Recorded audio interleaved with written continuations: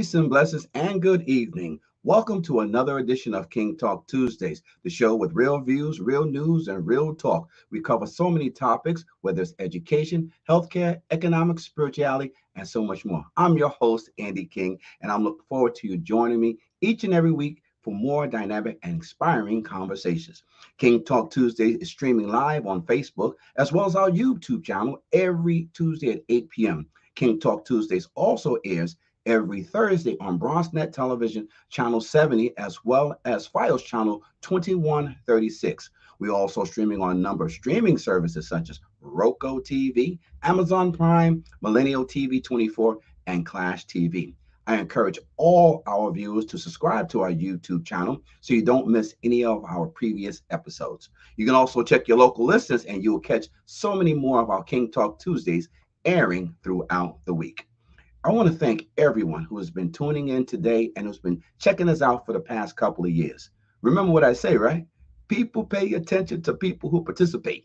So tell a friend, tell a neighbor that King Talk Tuesdays is on, and they can drop a comment at our Facebook page or our YouTube channel, or just email us at kingtalktuesdays@gmail.com. Again, our email address is kingtalktuesdays@gmail.com. We'll be right back on King Talk Tuesdays. I have a word from a couple of our friends. Andy King for Thorough Dynamics. The vision of Thorough Dynamics was something that was bred over 25 years ago that allows people to get their physical rehabilitation services back to life. What we've done over the last year is do a total revamping, a total reorganizing. How do we service people? Because service is anything you do to improve the lives of others. If you don't have your body strong, if you don't have health, you have nothing else. Visit our website at thoroughDynamics.com or call us at 866-256-0937.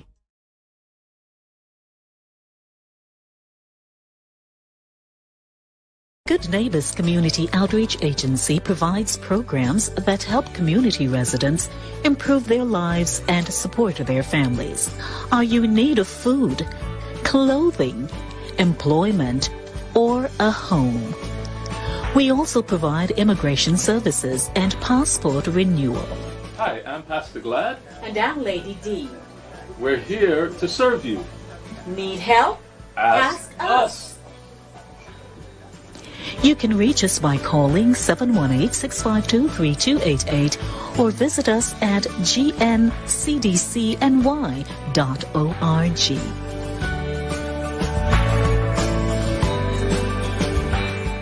Well, we want to thank our friends at Good Neighbors for all they do to help the residents here in the North Bronx and across the globe. And also want to give a shout out again to yours truly and Thorough Dynamics for making sure that we are able to take care of all of your physical therapy needs. You know, there's a lot of things happening in the world today, but you know what I really want to know?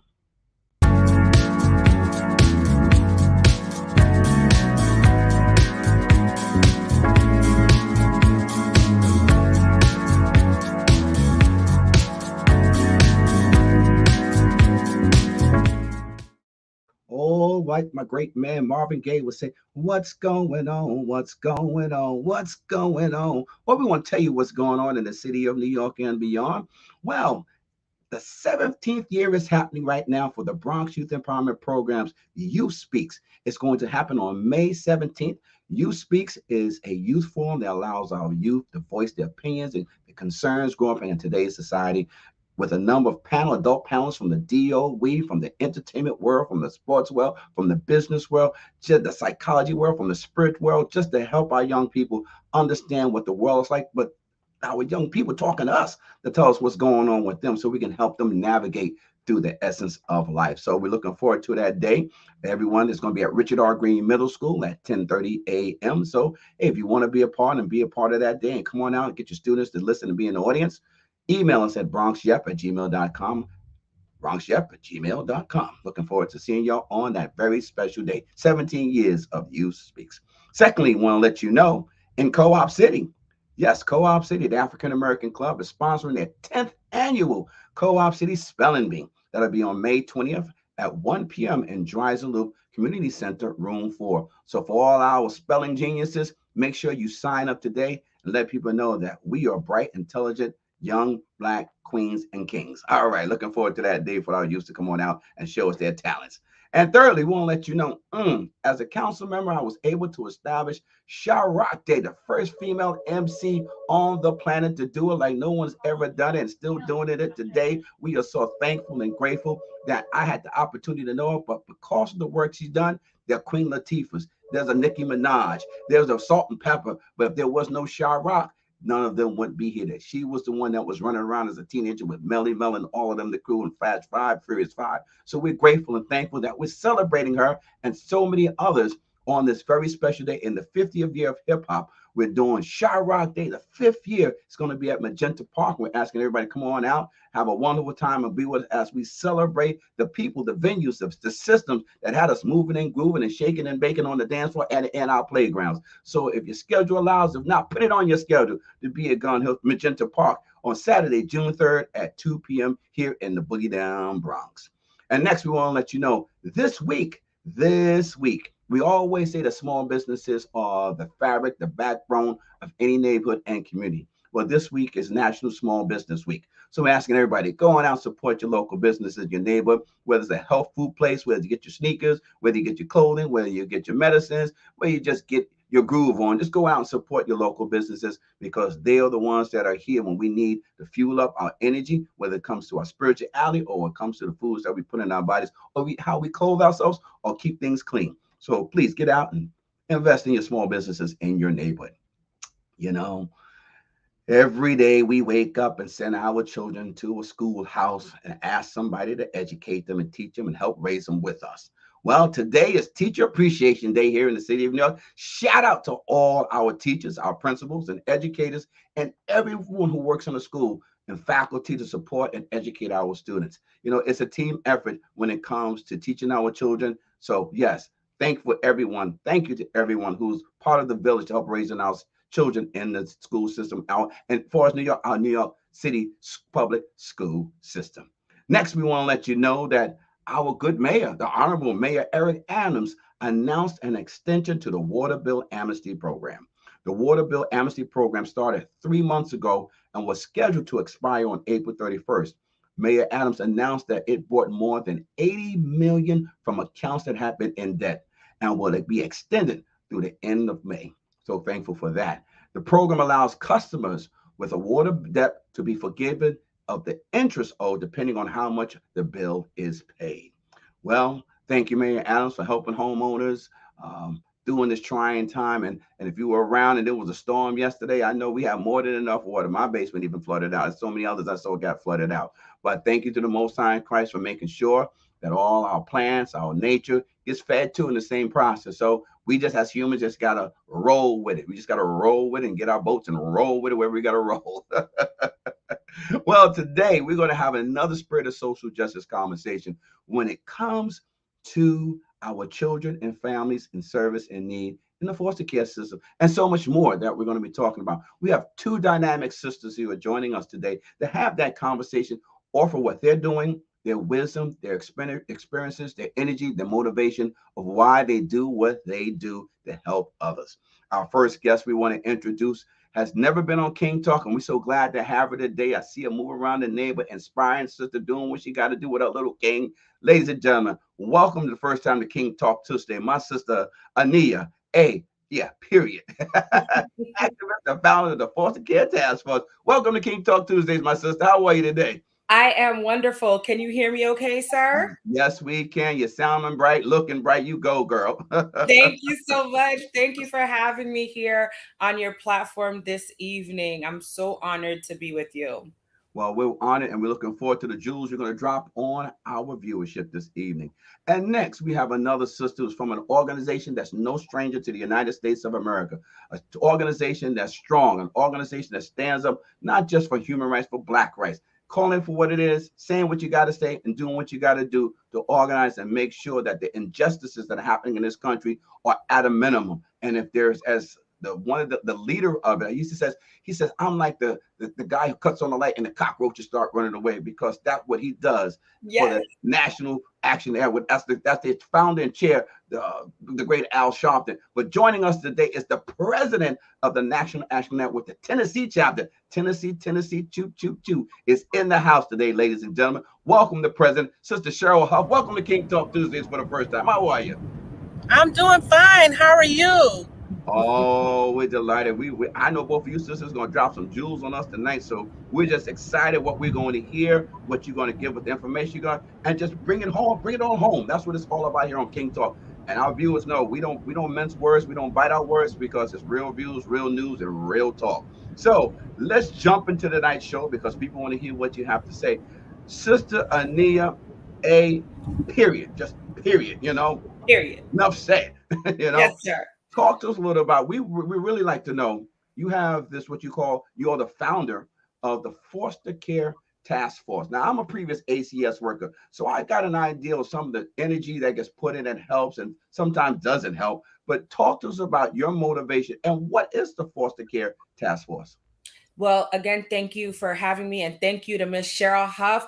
As you know, we are working on some things together in the community, and basically what happened with me is I never intended to be in this space. A couple of years back, I went to become a foster mother so that I could give my love, my education, everything that I had within me to a child, because at the time, doctors actually said I could never have children. And since you said you've seen me shaking and moving in the community, you'll know a lot of the work that I do is for the youth. But I kept it private that I was literally struggling with infertility issues and I was down and out because I kept working to be better and help everybody. And in my own personal life, I had no children to give back to. And I've studied abroad in London, England. I've accomplished a lot. I'm an author, motivational speaker. I was featured on the Dr. Oz show for 7 years as a contributor. So I felt empty inside. And I thought that the foster care children were basically orphans with no family, no mother, no father. And so if anything, if something were to happen to the children in foster care and they needed a stable home forever, then I could adopt the children or a child or what have you. Well, long story short, I went in, I put my paperwork in right in the heart of Harlem. This happened at a location. I don't know if I should say their name or not, but either way, they know who they are. I put in my information. I shared with them my interests and desires. I went through the whole course for the foster care.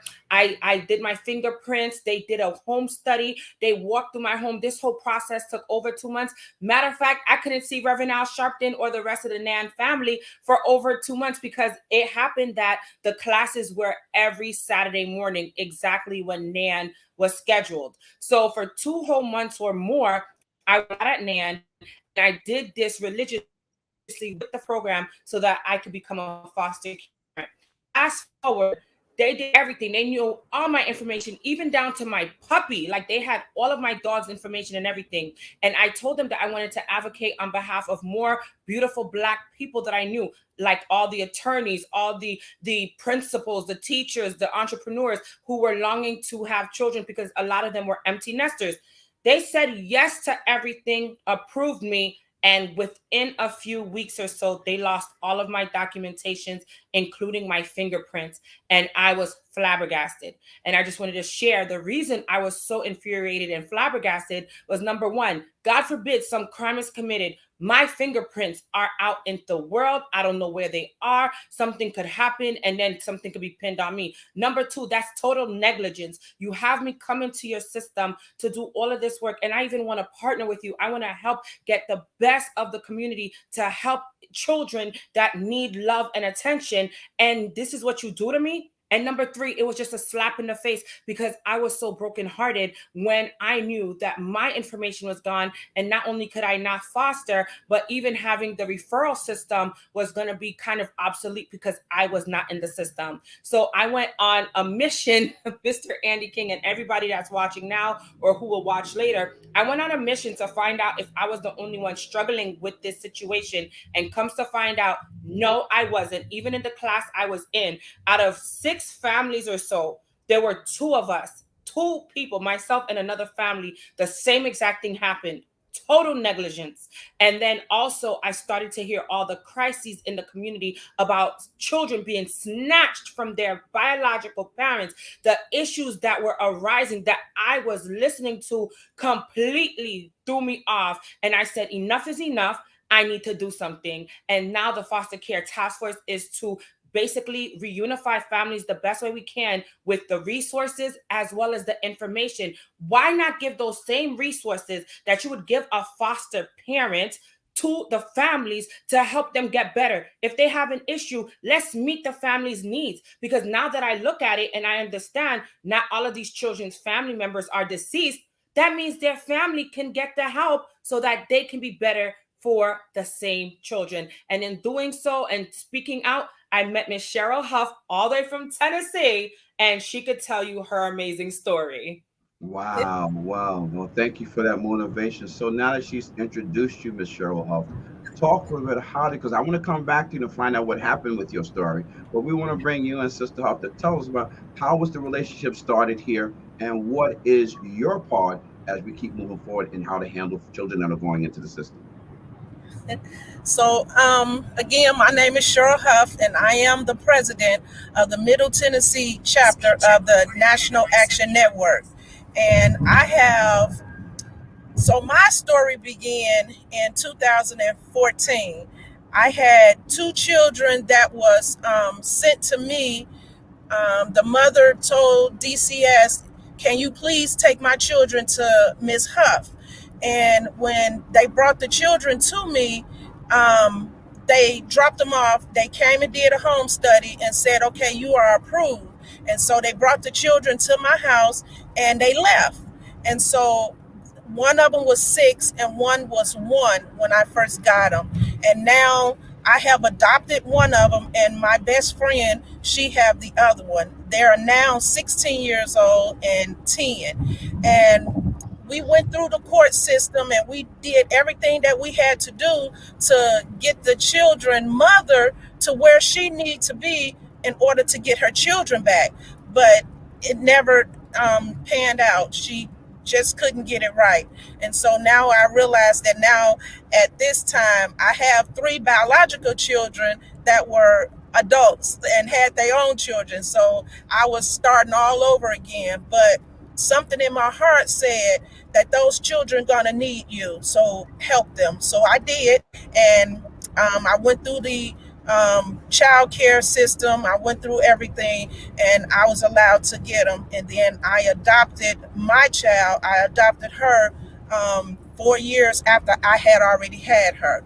And so we went through that for a while, and then that's how I got into the system. And so in February the 17th of this year, I got a phone call because, again, I am the president, but I'm also the complaint officer with my organization. And we got a phone call that a young and said was taken by DCS. And so she told me her story, what was going on. And I said, okay, well, let me get some help. Let me get you some help. So I went through 3 different attorneys, and the attorney that I found was our attorney named Miss Courtney Teasley. And so she said, well, let me call and see what's going on, and I'll let you know what I can do. And she talked to the family. When she called me back, she said, we're going to take this case, and this is what we're going to do. And so when she took the case, she started a community organizing, and we started putting people together. They had a court date on March the 20th. When they had their court day on March the 20th, we all came back together, and we was like, okay, we're going to all come together. We're going to be up there for the court. But before we got to the court date, what happened is DCS was called. The parents was coming from Georgia, coming through Tennessee on their way to Illinois. And when they got through Tennessee, they were pulled over by the state trooper. State trooper, when they get behind you, on your license plate, it'll tell you who that person is in the car. So if you have a felon and anything that's a mark against you, and you buy a vehicle and you register your tags in your name, then they already know who you are before they come to your car. So when they already pulled him up, when they got to the car, the next thing that the state trooper said is, "I smell marijuana." And when he said, "I smell marijuana," they gave him the probable cause to search the vehicle because this young man was a felon. But that was back when he was 18 years old. He's in his 40s now, haven't done anything else. He went to jail for a while and got his life together, had his family and everything. But because that it's still on his record, they told him they had the right to search the car. So he was like, tell me where the marijuana is, tell me where the drugs is, and then I'm gonna call DCS and take your children away. And he was bluffing him, so he called DCS. And when he called DCS, he said, "I have a family here and I have 5 children here, and I think I'm gonna be bringing them in." And so he said, "I'll call back." So he told them to get out the car. They was out the car for about 4 hours, sitting on the side of the road. It was cold, wet, all of that. They got out. They got in. He had the dad inside the police car, and the dad was asking him questions. He told him, "Shut up, you're a criminal. Stop talking to me.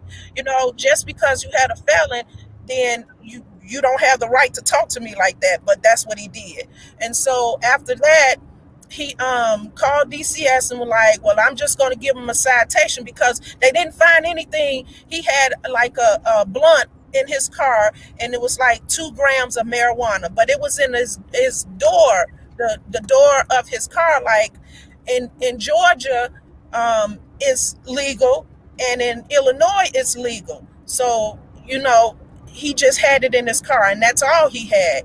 But again, because he was a felon, they gave him the right to search. But when he didn't find anything, he called back into the station, told DCS that he wasn't arresting anyone. He just gonna give him a citation. And DCS said, "No, you bring me those kids." So when he told him to bring him them kids, that means he had to get the mother and the children down to the police station any means necessary. So he told the mother, "Well, we're gonna have to arrest him, and you can follow us down to the station so we can you can bond him out." Well, when they did that, when they got to the station, and that's when her nightmare began. They started snatching the kids out of her hand, taking the kids out of the car, and took all the kids away and told her, "I need you to do a urine test right now." And the mother said, "I'm not finna do a urine test in front of everybody or whatever." But when they did that, she was like, "Okay, we're going to take the kids." So they took all of her children away. The baby's looking at mama screaming and crying, and it was just hurting her. And so she made the phone call. We got involved. And again, because of Courtney Teasley, and she had her team together and got everybody together, we were able to go down to the courthouse, and it was about 30 people down at the courthouse. People that came with us and people that was already there that lived in Coffee County. People lived in Coffee County. They were black, whites. They were all down there saying how DCS did them and took their kids away and took their grandchildren away. And because of that, the kids were taken away. And so when we got there, the judge would not let us in the courtroom. We could not come in the courtroom now because we just shocked his whole system. They didn't know anything. They thought that this family didn't have no family, didn't know anyone. They kept asking them, "Do you know anybody in Tennessee?" They kept telling them no. And it was like, "Okay, let's do this." And when they had their first court day, we had everybody there. And so we had them from the 17th until April the 13th. April the 13th, they had their next court hearing, and the kids was returned back to them. And a lot of stuff had to take place. The attorney, she did a remarkable job. She did excellent. But when you stick together, you bring the community out to work with you, and everybody joining forces to do this, then yes, this is something that really took place and happened. But now those children are all back home with their parents. 56 days them kids was returned back.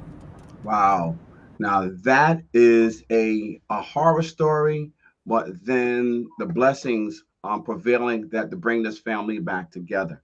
Not everybody's story plays itself out like that, but even just the beginning of this black family being treated as they were criminals, they did something wrong, and and I don't say it goes both ways, but it should go. If you're going to do that to black families, you got to do it to white families. You just can't always pick on black families all the time. But hey, again, 3/5 clause. If you don't know about it, somebody better tell you so people can find out. So at the end of the day, I want to come back to you, Sister Nia. I mean, you shared some stuff in regards of your frustrating with the New York system. Tennessee figured it out because of the strength of the families that came around. And trust me, if they were solo, they probably still be locked up right now. That's right. So, but due to the strength of a support network, they were able to overcome that situation. And I pray that that family continues to move forward. But you talked about the frustration that you went through trying to handle. And trust me, I was an ACS worker.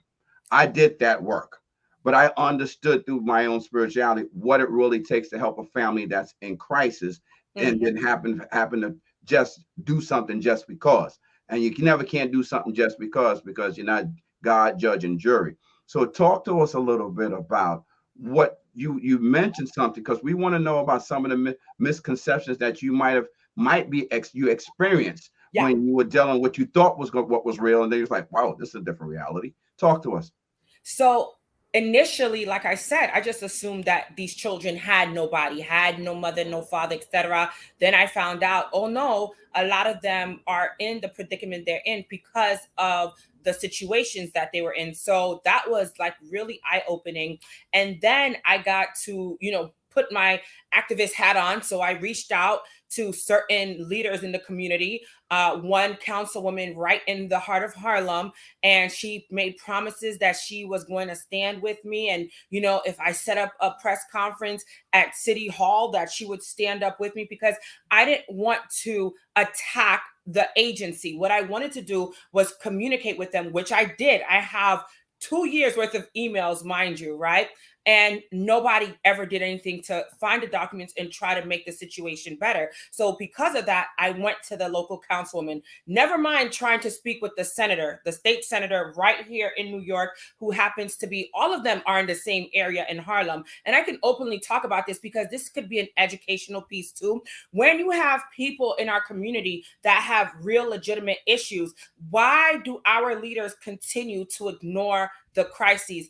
In the span that I've been dealing with this, we could have had many students, or children rather, saved out of foster care, replaced into their homes, or gotten the help that they might have needed, or even gotten me to a place where I could get my ID and my information back so that I could feel more comfortable with what was going on. But nobody responded. So they lied. They went around. One senator, she's in office now. She kept telling me to call her office, which I did. And it's not like I don't know these people. I've known them for years. And it's so disheartening when you know those that are in leadership and they just toss you to the wolves. And other people came to me and said, Anaya, this is what's going on with our leaders. And it's frustrating and it's disgusting. So then we also have, another, politician in the Bronx that I went to and I spoke with, haven't gotten, much help there. There's supposed to be bills out. There's supposed to be resources and information. I haven't gotten very far with any of these people. And I just am happy that I'm speaking with you. I don't know how far we can go together, Mr. Andy King, but for you to respond makes me feel better. Then there's another thing that I found out. A lot of people are actually dependent upon the foster care check. Now, I was just flabbergasted about that too, because it's like, that some of these people can actually use this money, talking about the broken families or what have you, to repair their families and to work with their children and keep them in their home, but you don't want to do that because you like the check that's coming to you.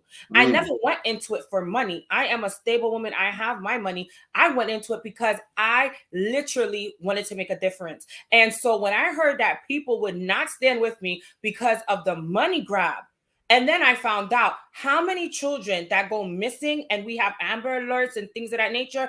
85% of those children are through foster care. Mr. Andy King, Miss Cheryl already knows this, but a lot of times when we see that children are missing in the streets, they are being like tossed out from homes. They don't know where to go. I heard of a story of a young man who literally last year was murdered after joining a gang. He was in foster care. His foster parents would not let him inside of the home until 9 p.m. He got off of school at 3 p.m. and then will get inside of a house at 9 p.m. What do you think is going to happen? Where are the leaders? Where is the community? I get frustrated and I'm brokenhearted, and I want to share this piece. Jesus cared about the children. Jesus loved the children. We cannot be ignorant to what is happening out here in our streets, because these same children that we're abusing and allowed to be abused today, they're going to be something tomorrow. And if they're nothing tomorrow, the blood is on our hands. We have to make a difference. You're absolutely right. You touched on so many key points that I want to get on. Thank you for that. And we're going to dissect it a little bit more and go in and give both of you more opportunities to talk a little bit more. But we are at halftime of the King Talk Tuesdays, so we want to take a quick break because this is the moment in time where I stretch. As a former basketball player, I got to make sure I got my flowetry still going on. But we just want to take a break right now from a couple of friends who are going to say some things, and we're going to get back right into King Talk Tuesday right after this halftime break. Revolution of hip hop. Bronx Terminal Market. 610 Exterior Street. Bronx, New York. Tuesday through Sunday. Pull up. The Golden Era, 1986 through 1990.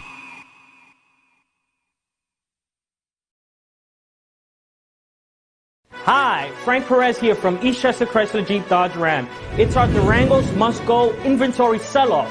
Over 145 Dodge Durangos, all trims, all options, all colors, all must go. The all-wheel drive Durango has it all. Style, comfort, cutting-edge technology, and loaded with safety features. Get up to $2,750 bonus cash and even make no payments for 90 days. It's our Durangos Must Go inventory sell-off. Eastchester Chrysler Jeep Dodge Ram. Pay the least in the East.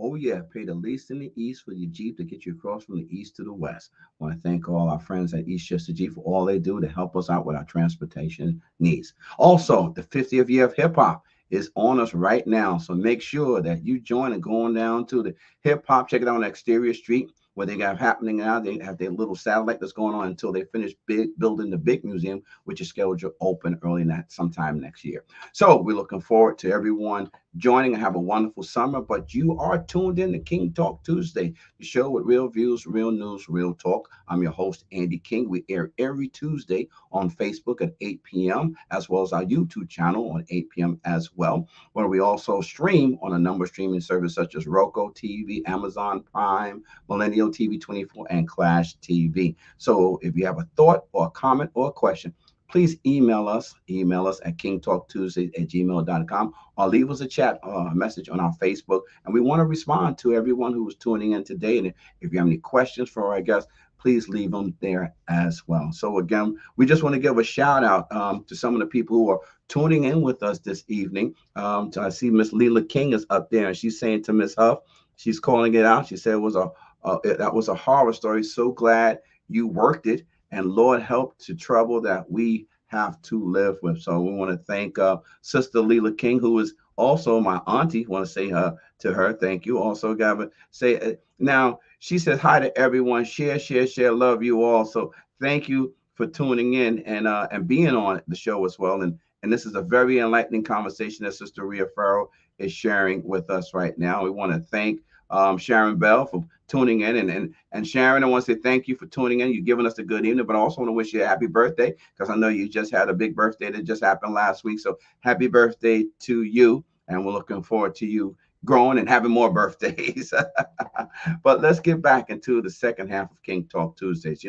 One of the things that we always do, is the world has been a little rough for everyone for the past couple of years. And, we're talking about the social justice and dealing with the foster care system with two sisters who've experienced some of the horror stories, but a lot of things have been horrible. And I just ask everyone, if you could just find a moment in time just to pause, find your spirituality, find something that can help guide you, cover you, protect you, lead you, and more importantly, make you a better person, then do so. For me, it's the Most High in Christ. Every day I stand and I have my conversations, lay and have my conversation, face the east and have my conversation. So the Most High in Christ can hear my pleas, hear my prayers, and asking him to just do what he does best. And that's save souls, save lives, and save minds at the same time. So I ask you all, do all you can, everyone, to find that inner peace. If you don't know one, find one. And I ask you just to pray. Pray for yourselves. Pray for your neighbors. Pray for your communities. Pray for your friends. Pray for your enemies. Pray for your frenemies. Just pray.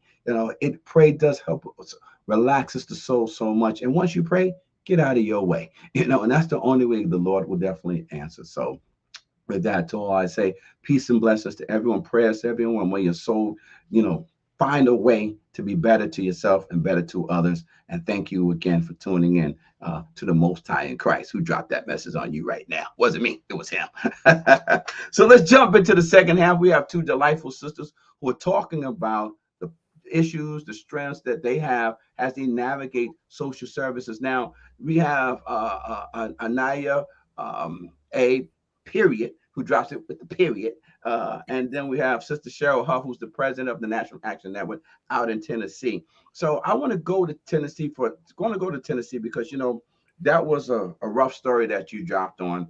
But I want to change directions on us right quick, because Tennessee has been in the front of conversations for the last couple of months, weeks, months, on something that goes back to social justice, how they treat us and don't think of us, quote unquote. I keep going back to the 3/5 clause in the Constitution that people don't act like it doesn't exist, but it does. Right. But talk to us a little about, and I'm proud and I'm happy what happened, because it was a message that was sent. So I understand, Sister Huff, that you were in the middle of that fight. The National Action Net was on the ground when it happened. What happened to the justice out there in the war halls of Congress? And so talk a little about the energy that you guys put in and your involvement in getting justice served.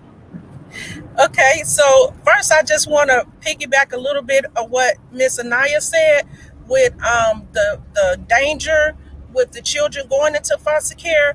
When those children were taken away, they were in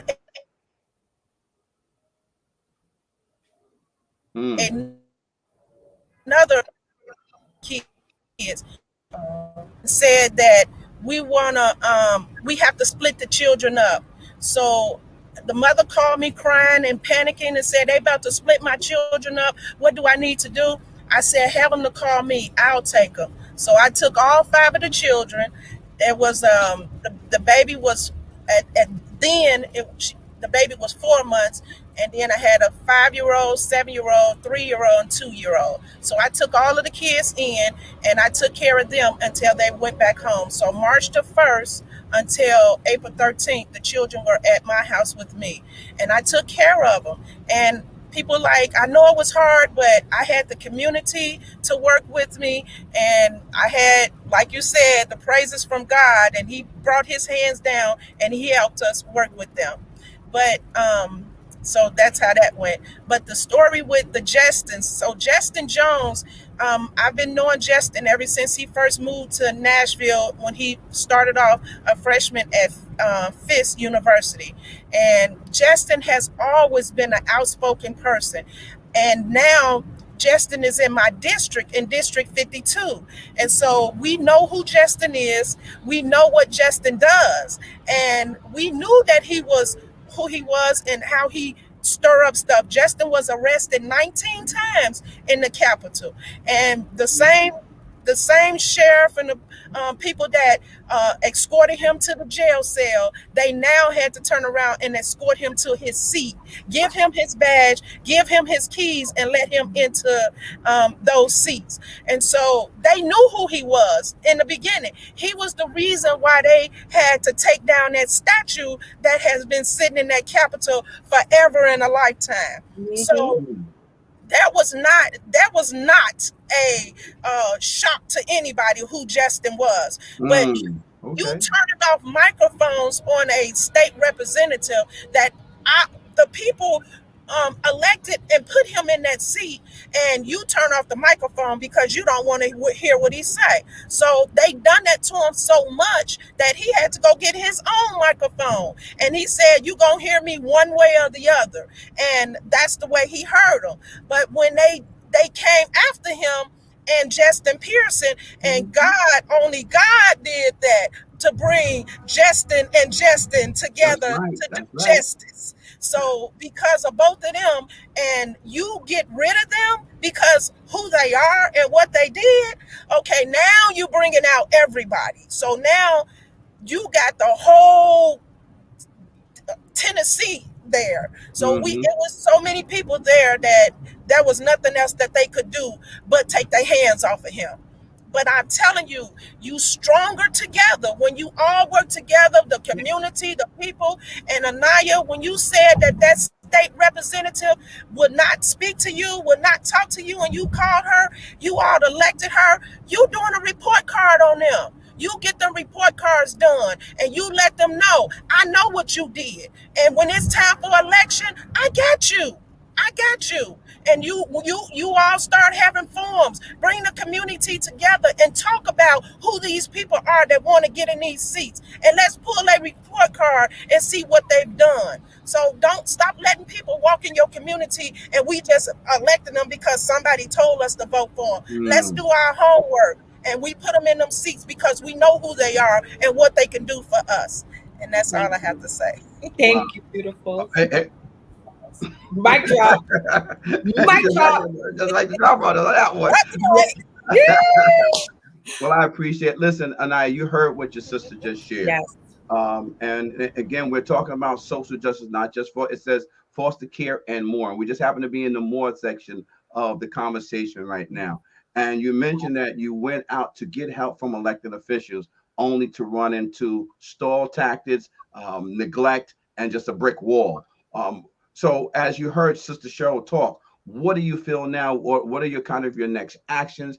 Talk to us a little about where you are right now. Well, I honestly am so fed up with New York politics. My next move is to get as much done. And I hate to say it here, but I'm telling you all, my next move is honestly to move out of this country. I am sick and tired of being sick and tired. And I've never made a public announcement like this, but when you see you try so hard, and Mr. Andy, you've known me for years, and I've known you, and I've always respected you because you come to the community, you stand up. I've never had to ask you for anything, but I bet if I did, you would be right there. I don't know what it is when I try so hard, and it's not just me, it's a lot of people in the state of New York, in the city.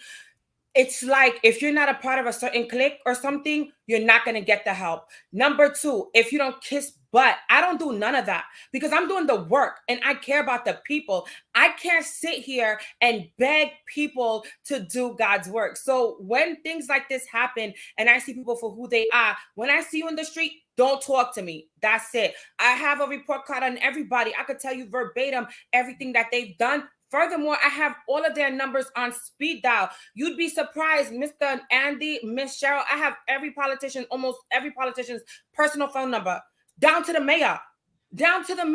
Andy, Mr. Eric Adams. I know all of these people, but you know what happens? I can't keep begging them because at the end of the day, it's only hurting me more. So after I get this thing done, this is a public service announcement. Even though there's problems in the rest of the world, I'm not going to hold you. I don't even have to be in this country, in this American community where the guns are out. When the sun goes up, the guns come out. We have all of these problems with our children. Nobody cares. Like I said, Mr. Andy, you're meeting with me tonight, but I don't know where it's going to lead. I hope that we could get some help. I hope that we could get some resources. I have an event coming up, a face-to-face event on May 31st at 215 West 125th Street. Thank God for my office manager who has approved it. Even the local community, you tell them about something, they're like, yes, let's do it. And then they don't want to do anything. So guess what? My next move after May 31st, I'm not going to hold you. I already talked to my family overseas, and that is not Haiti, because Haiti has more problems than America. But I'm going to Switzerland because that's where I need to be. Because at the end of the day, I'm not going to hold you guys. America is deteriorating. We as a Black people have come too far for us to be in shambles today. What Miss Cheryl proved in Tennessee is that power together is better than no power at all. But when you have a system as corrupt as the New York politics, and I'm sorry to say this, but I have to say it, I'm not going to be in nobody's clique. I'm not going to beg anybody anymore. I can't do it. Our kids are at stake every day. If you want to join me, May 31st, we have an event, the last day of foster care awareness month. Also, it's mental health awareness month. What are the odds, right? When you have children in these streets being passed around from home to home, being abused the way they are. And then guess what? When they turn 18, they're thrown out into the street with nowhere to go. Some of them have good caseworkers. Mr. Andy, you probably know it. Some of them have good caseworkers where they say, you know what, I'm going to help you get an apartment to live. And then I've heard the horror stories where these children have nowhere to go after 18 and they're homeless and they're stuck. They had a Metro card to get them to the next, homeless shelter? In Harlem alone, I think there's 25 homeless shelters within a 45 street radius. What are we doing, America? This is an embarrassment. Most of us that are in the situations we're in are Black people that look like me and you. So therefore, I can't kill myself anymore. I'm going to have this event on May 31st.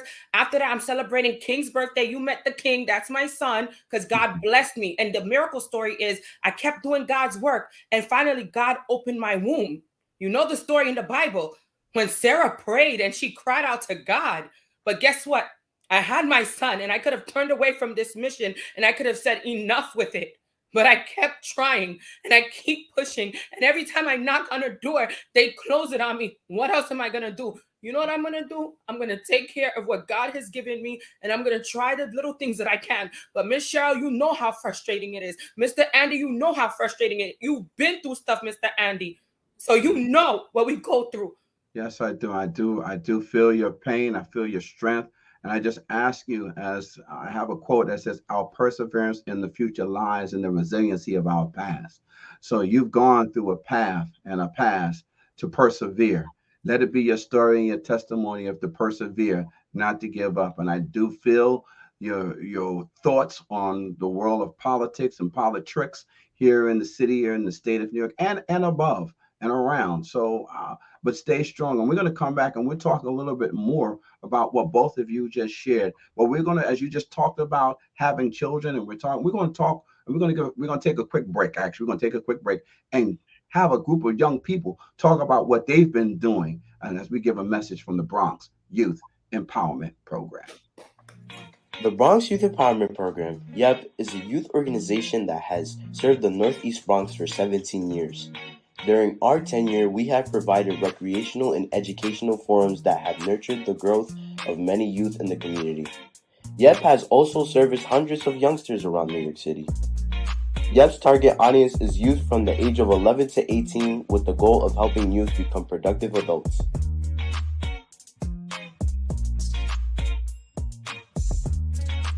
YEP provides young people with resources to explore leadership skills, community involvement, and self-development. YEP consists of weekly and bi-weekly informational sessions with guest speakers from professional, political, and entertainment arenas. Also, as a part of community involvement, YEP will host trips to a variety of venues for educational and recreational experiences.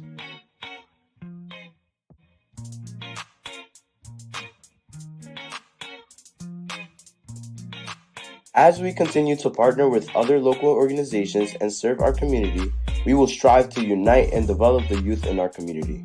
The mission of the Bronx Youth Empowerment Program is building mind, body, and community.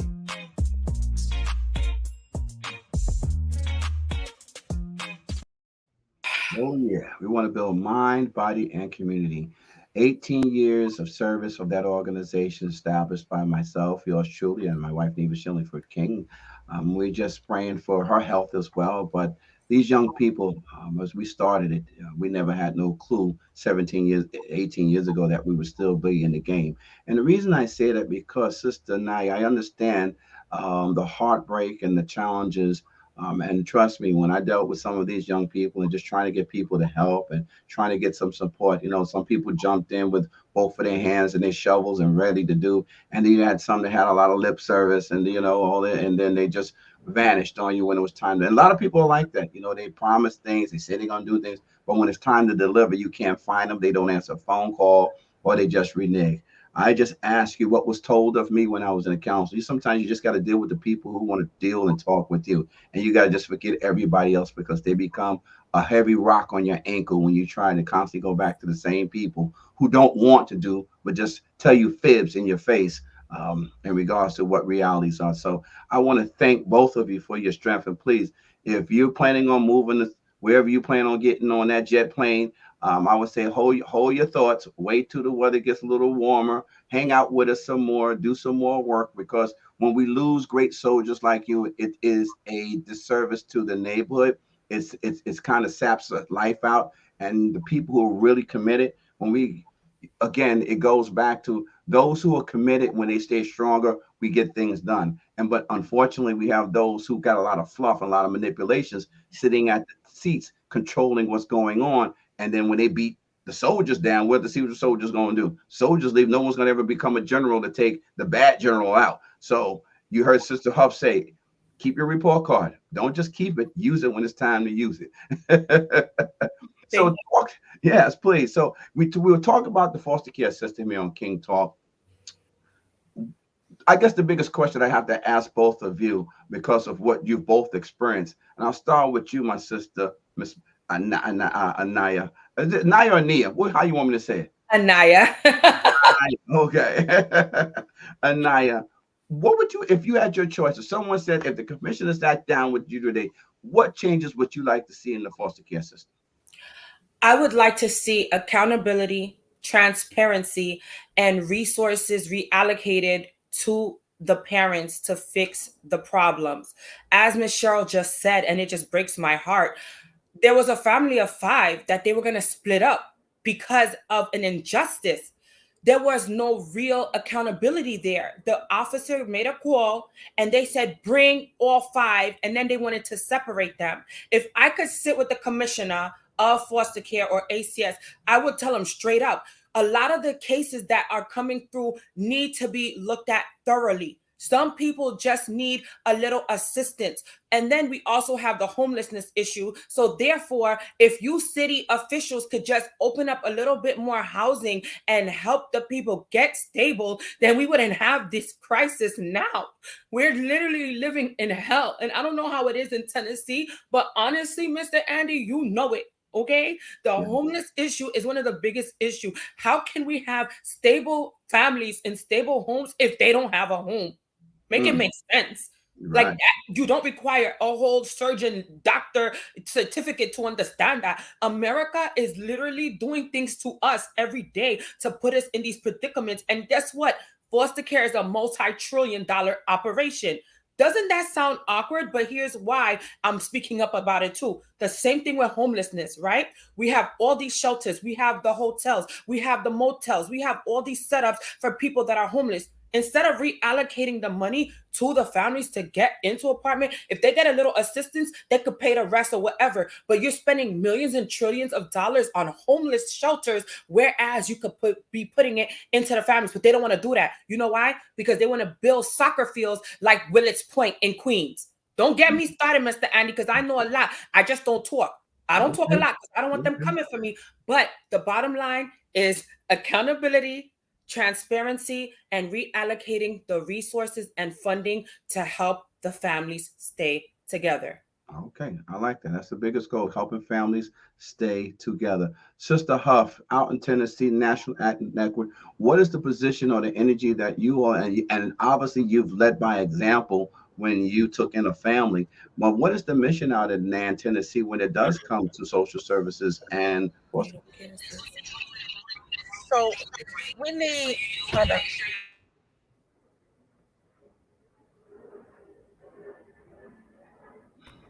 So I'm sorry. We need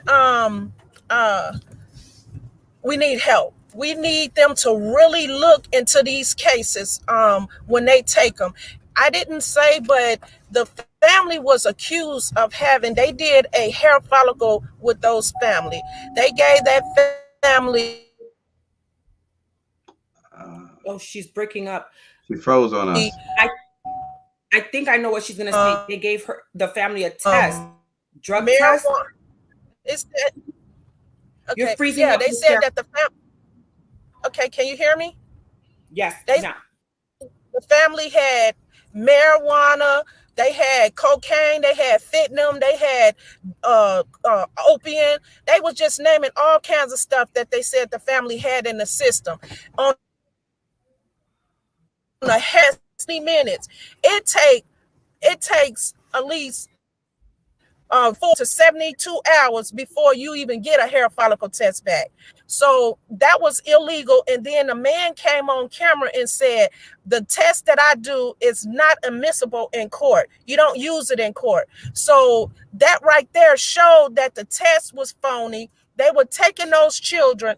And like you said, Mr. King, if the community and the people in Nashville didn't come out to support and help this family, there's no telling where this family would be right today. So I would sit down and I would tell them, you need to go back and start with Coffee County and pull all of the DCS records and find out what's actually happening and what's going on. Our children are being taken out of the house. That shouldn't be.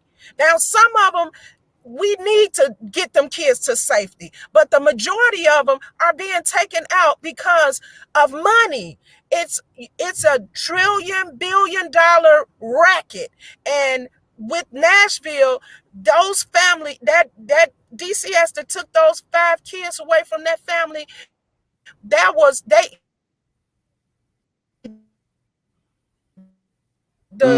AN Tennessee got $230 million just by taking those kids. So they went out and hired all of their kin folks and everybody to get on this case. So it's a money racket, but our children is suffering because of people's greed and money. So this is what we got to look into. This is something that's really, really, really critical, and we have to find out a solution. Wow. And this is devastating. I'm not surprised because America is America. Again, this is King Talk, real views, real news, and real talk, and it's not fair. But America has figured out a way when they brought blacks over here, how we were going to not be a human being, but be a commodity, be a property. And even though some of the rules and they say the rules have changed, but the energy and the activities are still the same. They just took the mirror and turned it this way, but it's still the same mirror. So when you hear horror stories of families being ripped apart, we've done stories on this show about missing kids going into human trafficking, taken for body parts. And there's a history of this that's throughout America. So if Tennessee is this bad, again, this is where our Congress members, and I will be reaching out to my Congress member as well and say, what are we doing? Do we know this is happening? Because sometimes with all the 17 moving parts, they miss a part. And then some things are deliberately done, especially when it comes to the black community, that people turn a blind eye to it and call it something else. We almost got time to wrap. We do have to kind of wrap, and I'm so sorry because time moves so fast. When we're having a great time, and I would love to bring both of you ladies back on at any given time to have more conversation. I want to get somebody else from the ACS side, from the foster care system, and see if we can find ourselves a local elected official or congressional are they having these conversations? Do they know what's going on?